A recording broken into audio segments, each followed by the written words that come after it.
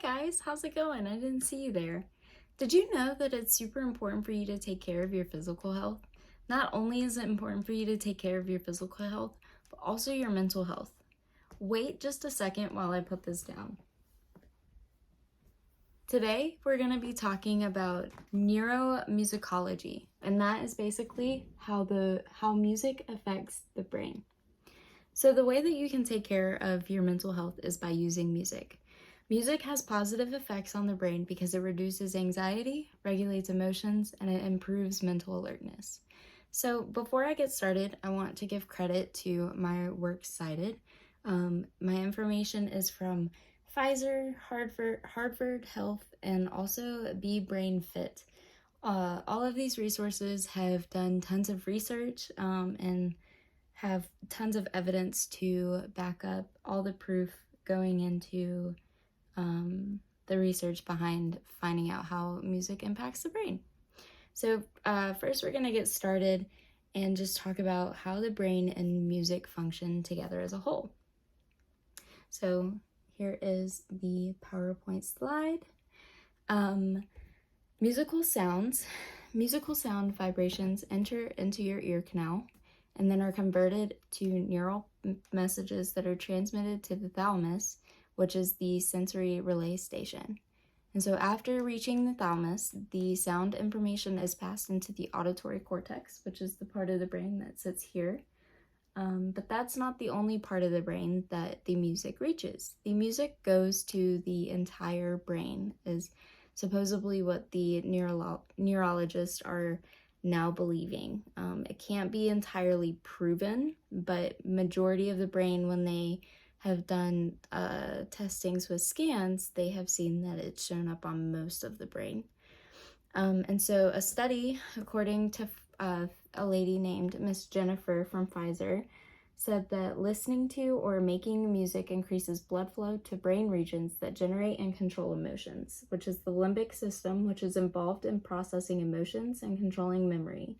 So as you can see, the areas that are lit up are an example of what the dopamine, which is a neurotransmitter, looks like getting lit up into the brain. So this is what is released to cause a feel-good sensation. And that's what makes us love music so much, is because of these dopamine releases. And so another example of kind of what this looks like is the classical conditioning study done by Mr. Pavlov. He wanted to prove that you could train a dog, basically. So this is an example of the dog excited to eat food, but when they give him food, they would ring a bell. And so eventually, before they would put food in front of him, they would ring the bell to see if his mouth would produce saliva, and sure enough, it did. And so our brain is very similar to that, because when we hear a similar note to a song that we know or recognize or is the same in our brain has those dopamine releases to the sound of that note, because we recognize it and know what it is. So similar to the dog salivating is our brain having a dopamine release to music that we enjoy and love. So while music also releases tons of dopamine, music also has other positive effects on the brain. Music helps reduce mental and physical health issues. So as you could see, when you got to my speech, I was working out. And the reason why I was working out is because the music helps me to stay motivated, and it also helped me to just improve my health issues. So listening to upbeat music improves your mood, and sad music can definitely make you sad, but it's also been proven that it can help you get in touch with your emotions, so that way you can have healing. Music also makes people not only more productive. For example, college students listen to a lot of music when they go to study, and it also makes people more creative, which is why a lot of artists will listen to music as they draw or sing or dance, whatever the case is. And a study that backs this up is a theory in the 1990s called the Mozart effect, which predicted music composed by Mozart made kids smarter. So they would put kids in a classroom and play the Mozart music, and they would retain the information better than the kids that wouldn't.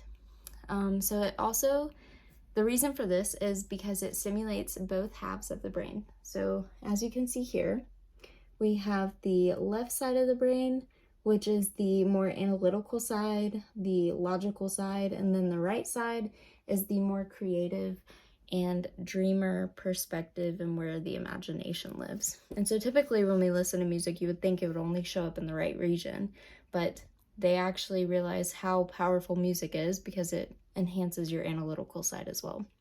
And this is Mozart up at the very top.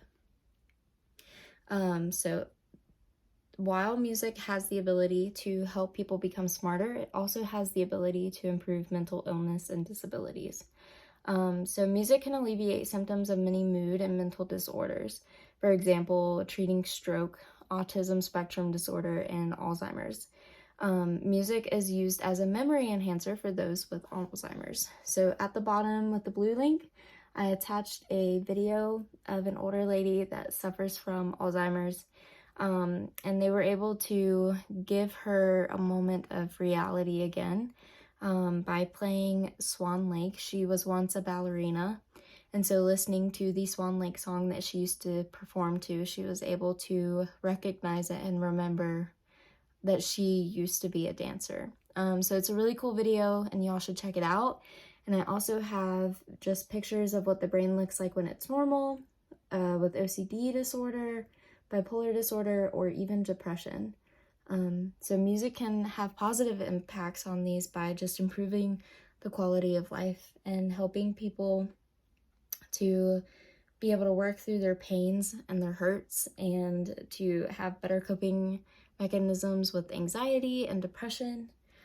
And so as you can see, music is one of the best forms of medicine. In conclusion, music has positive effects on the brain because it reduces anxiety, regulates emotions, and improves mental alertness. It's important to understand how the brain and music work together to have positive effects on the brain during and after. So using music, I hope going forward will help you guys to either heal or to strengthen your mind. And to end this off, I'm using a quote by William Shakespeare. And it says, "Music can minister to minds diseased, pluck from the memory a rooted sorrow, raise out the written troubles of the brain, and with its sweet oblivious antidote, cleanse the full bosom of all perilous stuff that weighs upon the heart." William Shakespeare. Thank y'all.